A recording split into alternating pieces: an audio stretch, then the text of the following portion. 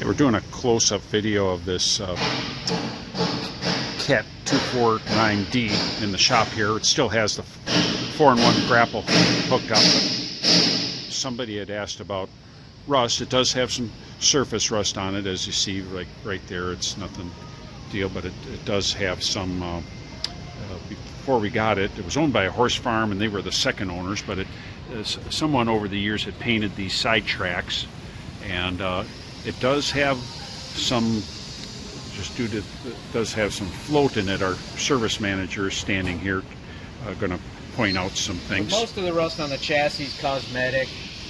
Down here we replaced the idlers, which helped the float a little bit, but the track adjuster here, you know, it's had some surface rust on it that was painted and treated, you know, by previous owners. But this has got some rust wear on it. There's nothing structurally wrong with it, but it does have a little bit of float to it. That down the road, you know, it may need undercarriage work, you know, a few years from now, as that wears more. If you're using it a lot, yep. So, and that's on both sides. Okay, all right. Thank you.